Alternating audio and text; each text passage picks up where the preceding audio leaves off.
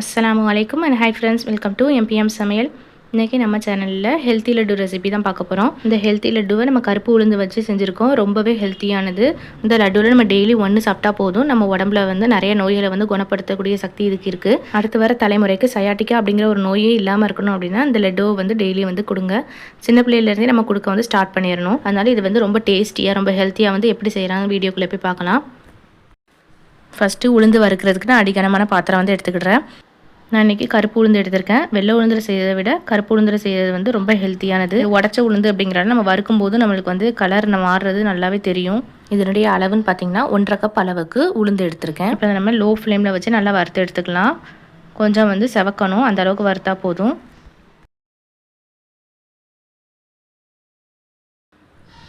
இப்போ பாருங்கள், நம்மளுக்கு கொஞ்சமாக செவந்து வந்திருக்குல்ல. இந்த மாதிரி கலர் சேஞ்ச் ஆனதும் நம்ம இதை வேற ஒரு பாத்திரத்துக்கு மாற்றி வச்சிடலாம். நம்ம நல்லா ஆற வைக்கணும்.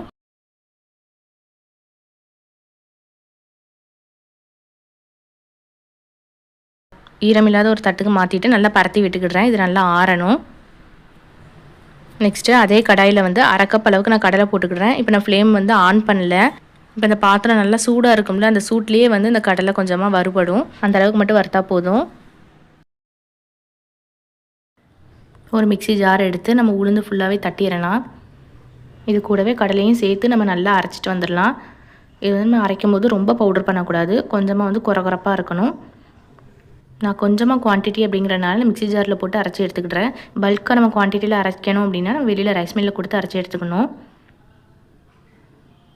இப்போ இதோட 2 ஏலக்காய் நல்லா ஃப்ளேவருக்காக போட்டுக்கிடுறேன். நல்லா வாசமாக இருக்கும் ஏலக்காய் போடுறதுனால. ஏலக்காய்க்கு பதிலாக நீங்கள் சுக்கு இருந்தாலும் போட்டு அரைச்சிக்கலாம், அதுவுமே சூப்பராக இருக்கும். இப்போ பாருங்கள், நம்ம நல்லா பவுடர் பண்ணிவிட்டு வந்துட்டோம். அந்த மாவை எடுத்து நம்மளுக்கு தொடும்போது கொஞ்சமாக குறகுறப்பாக இருக்கணும். ரொம்ப பட்டா இல்லாமல் லைட்டான ஒரு குறகுறப்பு இருக்கணும். இந்த அளவுக்கு இருந்தால் போதும். இப்போ இது ஒரு பாத்திரத்துக்கு மாற்றிட்டு முக்கால்வாசியை மட்டும் நான் தட்டிக்கிடுறேன். கால்வாசி அதில் வச்சுட்டு அதோட நாட்டு சக்கரை போட்டு நம்ம சேர்த்து அரைச்சி எடுத்துக்கலாம். பாருங்கள், இதில் கொஞ்சமாக வச்சுருக்கேன்ல, இதோட நாட்டு சக்கரை சேர்த்துக்கிடுறேன். 1.25 கப் அளவுக்கு நான் நாட்டு சக்கரை எடுத்திருக்கேன். இதோட சேர்த்துட்டு நல்லா பவுட்ரு பண்ணிட்டு வந்துடுறேன். உங்களுக்கு இன்னும் இனிப்பு அதிகமாக வேணும் அப்படின்னா இதோட 1/4 கப் எக்ஸ்ட்ராவாக ஆட் பண்ணிக்கோங்க. இப்போ நாட்டு சக்கரையோட சேர்த்து பவுட்ரு பண்ணோம்ல, அதையும் இதோட தட்டிட்டு ஒரு கரண்டியை வச்சு ஃபுல்லாக மிக்ஸ் பண்ணி விட்டுக்கிடுறேன்.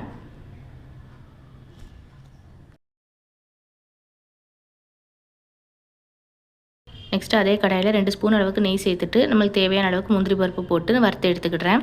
முந்திரி பருப்பு ஆப்ஷனல் தான். பருப்போடு சேர்த்து லட்டு சாப்பிடும்போது நல்லாயிருக்கும். இப்போ அதை இதில் ஊற்றிட்டு அதே பேனில் 3/4 கப் அளவுக்கு நெய் ஊற்றிக்கிடுறேன்.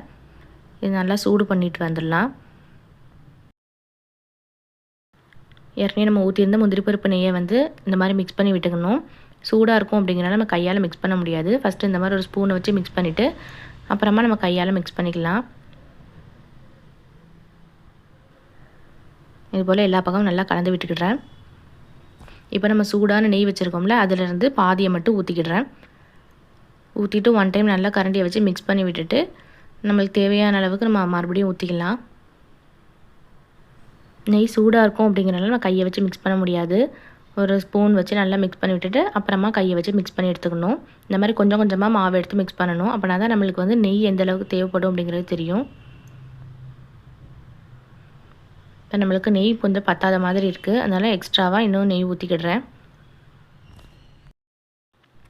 மொத்தமாக எனக்கு 3/4 கப் நெய் அளவுக்கு ஆச்சு. நீங்கள் நெய்க்கு பதிலாக நல்லெண்ணெய் ஊற்றி செஞ்சாலும் நல்லா டேஸ்ட்டாக இருக்கும். நான் பிள்ளைங்களுக்கெல்லாம் சேர்த்து கொடுக்கணும் அப்படிங்கிறனால நான் நெய் ஊற்றி பண்ணியிருக்கேன். ஏன்னா நெய் மணத்தோடு சேர்த்து சாப்பிடும்போது பிள்ளைங்க ஈஸியாக சாப்பிட்ருவாங்க. டேஸ்ட்டுமே ரொம்ப நல்லாயிருக்கும். இப்போ பாருங்கள், நம்மளுக்கு உருண்டை பிடிக்கிற அளவுக்கு இந்த மாதிரி மாவு வந்துருச்சு. இப்போ நம்ம ஒவ்வொரு உருண்டைகளாக உருட்டி எடுத்துக்கலாம். கையில் இது மாதிரி கொஞ்சமாக மாவை எடுத்துகிட்டு நல்லா அழுத்தி பிடிச்சிக்கணும். அழுத்தி பிடிக்கும்போது தான் நம்மளுக்கு லட்டு உடையாமல் வரும். 10-15 நாள் ஆனாலும் லட்டு உடையாமல் நல்லா சூப்பராக இருக்கும். நம்ம வெளியே வச்சு யூஸ் பண்ணிக்கலாம். 15 நாள் வரைக்கும் கெட்டு போகாது. டெய்லி பிள்ளைகளுக்குமே சரி நம்மளுக்குமே சரி டெய்லி இதில் ஒரு உருண்டை கண்டிப்பாக சாப்பிடணும். அப்படி சாப்பிட்டுட்டு வரும்போது நம்மளுக்கு உடம்புல இடுப்பு வலி, கால் வலி அந்த மாதிரி எதுவும் வராது. முக்கியமாக பெண் பிள்ளைங்களுக்கு கண்டிப்பாக கொடுக்கணும். ஏன்னா டெலிவரிக்கு அப்புறம் நிறைய பேருக்கு இந்த மாதிரி சயாட்டிக்கா அப்படிங்கிற ஒன்று வருது. ஒரு டெலிவரி முடிஞ்சதுக்கப்புறமே கால் வலி வந்துடுது, மரத்து போகுது, அந்த மாதிரி சயாட்டிக்கா அப்படிங்கிற புதுசாக வந்திருக்கு. இது வர்றதுக்கு முக்கியமான ரீசனே நம்மளுடைய இடுப்பில் பலம் இல்லை, இடுப்பு நல்லா வலுவாக இல்லை அப்படிங்கிறது தான். நம்ம இந்த மாதிரி உருண்டை வந்து டெய்லி சாப்பிட்டுட்டு வரும்போது நம்மளுடைய எலும்புகள்லாம் நல்லா வலுவாக இருக்கும். இந்த இடுப்பு வலினால கால் வலினால கொஞ்ச நேரம் கூட நிற்க முடியாது, அந்தளவுக்கு கஷ்டமாக இருக்கும். அதனால் உளுந்து வச்சு பண்ணுற ரெசிபியை வந்து கண்டிப்பாக நம்ம வந்து டெய்லி சாப்பிடணும். ஒன்று உளுந்தங்கஞ்சி இல்லைனா உளுந்தன் சாம்பார், இந்த மாதிரி உளுந்த லட்டு இந்த மாதிரி வந்து டெய்லி நம்ம சேர்த்துக்கிடுறது ரொம்ப நல்லது.